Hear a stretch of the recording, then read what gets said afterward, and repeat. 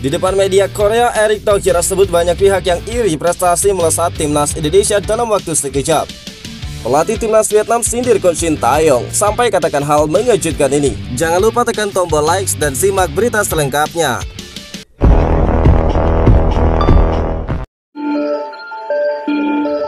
Ketua Umum PSSI Erick Thohir memamerkan keberhasilan dirinya dan pelatih timnas Indonesia Shin Tae-yong untuk prestasi skuad Garuda pada media Korea Selatan, Goalpost Asia. Timnas Indonesia di bawah kepemimpinan Shin Tae-yong dan juga PSSI saat ini berjalan di arah yang benar untuk kemajuan sepak bola Indonesia. Saat ditanya soal apakah prestasi timnas Indonesia berjalan dengan tepat, Erick Thohir justru menjawab dengan sebaliknya. Terlalu cepat peningkatan prestasi timnas Indonesia karena talentanya lebih bagus. Coach Shin Tae-yong juga punya keseriusan. Kita PSSI juga sedang bertransformasi. Hasilnya juga terlalu cepat, ungkap dari Erick Thohir. Erick Thohir mengaku banyak pihak yang iri dengan pencapaian tersebut, termasuk negara tetangga yang kini mulai tertinggal karena prestasi singkat dari timnas Indonesia. Sebut saja saat timnas Indonesia akhirnya lolos babak 16 besar Piala Asia dan menembus 4 besar di Piala Asia U23. Selain itu, kini timnas Indonesia U17 dan timnas Indonesia U20 sama-sama lolos ke Piala Asia. Dan ini juga banyak membuat iri, tidak hanya beberapa negara di luar, karena supporter mereka membandingkan dengan apa yang terjadi di Indonesia, ungkap Erick Thohir. Tidak hanya supporter negara lain, Erick Thohir mengakui banyak individu yang juga turut iri dengan pencapaian dalam waktu singkat tersebut. Ada juga beberapa individu di Indonesia juga yang tidak suka dengan kesuksesan hal ini, ungkap Erick Thohir menambahkan. Meski mendapatkan tekanan dari sana-sini, Erick Thohir tetap percaya bahwa Shin Tae-yong bakal mampu mempercepat prestasi timnas Indonesia.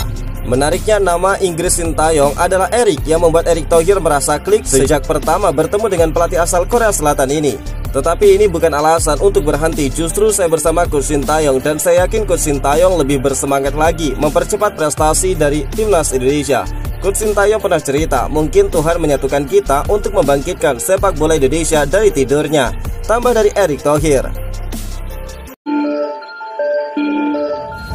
Martin Paes menjadi kiper andalan timnas Indonesia, terus menunjukkan performa impresif di bawah mister gawang, masuk ke dalam nominasi save terbanyak selama gelaran kualifikasi Piala Dunia Zona Asia.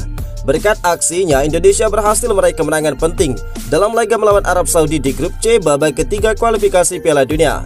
Pertandingan itu digelar di Stadion Utama Gelora Bung Karno, Jakarta pada Selasa 19 November, di mana timnas Indonesia menang dengan skor 2-0.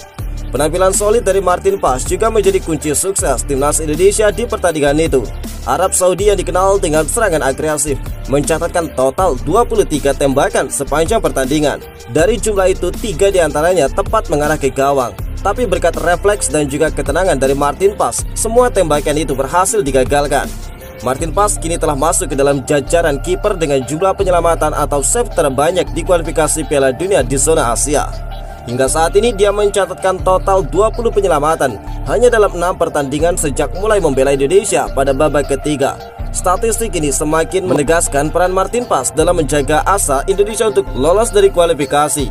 Statistik ini menegaskan kualitas Martin Paes sebagai salah satu kiper terbaik di turnamen kali ini. Kapten timnas Indonesia Jay Izzas juga menempati posisi kedua dalam daftar pemain dengan jumlah sapuan atau clearance terbanyak di kualifikasi Piala Dunia Zona Asia. Jay Izzas terus menunjukkan peran vitalnya dalam perjalanan timnas Indonesia sejak menjalani debut resminya pada Maret 2024. Pemain keturunan asal Belanda ini langsung menjadi pilihan utama di lini belakang timnas Indonesia. Dia selalu menjadi andalan pelatih untuk menjaga pertahanan kokoh, kecuali saat berhalangan untuk tampil. Salah satu indikator penting dari kontribusi Jay Izzas di dalam tim adalah kemampuannya dalam melakukan clearance atau sapuan. Statistik mencatat Jay Izzas berhasil melakukan 50 sapuan sejauh ini di kualifikasi Piala Dunia. Catatan tersebut menempatkan dirinya di posisi kedua pemain dengan jumlah sapuan terbanyak di zona Asia. Dia hanya kalah dari Zhu Qianji asal Cina yang memimpin dengan 54 sapuan. Statistik ini menunjukkan betapa pentingnya peran Jay Izzas dalam meredam serangan-serangan lawan, sekaligus menegaskan statusnya sebagai salah satu bek tengah terbaik di turnamen ini. Tidak hanya secara individu, secara tim pun timnas Indonesia mencatatkan performa solid dalam aspek clearance. Skuad timnas Indonesia berada di posisi kedua dengan total 185 sapuan sepanjang turnamen. Mereka hanya kalah dari Cina yang mencatatkan 326 sapuan dan Kuwait dengan 194 sapuan. Hal ini menunjukkan soliditas lini belakang Indonesia yang dipimpin oleh JIZ, terutama dalam menggagalkan serangan-serangan berbahaya dari tim lawan. Namun catatan lainnya menunjukkan bahwa Sintayong harus segera memperbaiki lini tengah agar serangan tim lawan tidak langsung berhadapan dengan pertahanan timnas Indonesia. Timnas sepak bola putri Indonesia tidak mau larut dalam euforia setelah memastikan lolos ke semifinal ASEAN Women's Championship 2024. Skuad Garuda Pertiwi mendapatkan tiket ke babak selanjutnya setelah menang tipis 1-0 atas Malaysia di laga penyisihan terakhir grup B melawan Malaysia pada Selasa 26 November. Bertanding di New South National Stadium Vientiane, satu-satunya gol kemenangan Indonesia dari Claudia pada menit ke-79. Dengan tambahan koleksi 3 angka ini menempatkan Indonesia di puncak klasemen grup dengan mengemas 4 poin. Hasil itu 1 kemenangan dari Malaysia ini dan 1 hasil imbang melawan Kamboja di laga sebelumnya. Hasil ini otomatis menjadi salah satu catatan bagus yang ditorehkan timnas putri Indonesia dalam kurun waktu 20 tahun terakhir di turnamen sepak bola putri terakbar se-Asia Tenggara ini. Untuk bisa menembus semifinal saja, Indonesia harus menunggu sangat lama sekali. Terakhir Indonesia mencapai posisi 4 besar pada AFF 2004 lalu di Vietnam. Senang akan hasil sejauh ini gelandang timnas putri Indonesia, Ghea Yumanda mengaku tidak mau euforia terlalu lama, soalnya tugas belum selesai. Apalagi mereka masih memiliki pekerjaan rumah terutama di penyelesaian akhir. Pelatih timnas Indonesia putri Satoru Mochizuki juga mengaku senang karena timnya bisa meraih kemenangan. Apalagi dirinya mendengar bila Malaysia merupakan tim terkuat di turnamen kali ini. Pelatih yang akrab disapa Mochi-san ini pun menilai bila performa para pemainnya bisa terus meningkat maka bukan hal yang mustahil timnas putri Indonesia bisa meraih gelar juara. Namun pelatih asal Jepang ini mengingatkan bila pertandingan selanjutnya pasti tidak bakal mudah. Pelatih timnas Vietnam Kim Sang-sik memberikan sindiran kepada Coach Sintayong meski mengakui kekurangan dan kelemahan pemainnya jelang ASEAN Cup 2024 yang bakal bergulir pada 8 Desember sampai 5 Januari. Namun dia menegaskan dia suka berjuang dengan pemain lokal di sana. Vietnam saat ini tengah menjalani pemusatan latihan di Korea Selatan sebagai persiapan menuju ajang yang sebelumnya dikenal dengan sebutan Piala AFF. Tim berjuluk The Golden Star Warrior tersebut menjalani TC di Korea Selatan dengan harapan bisa tampil maksimal nantinya. Kim Sang-sik mengaku mereka menjalani persiapan dengan maksimal agar bisa meraih hasil terbaik di turnamen itu. Soalnya mereka juga menargetkan untuk bisa melaju ke babak final.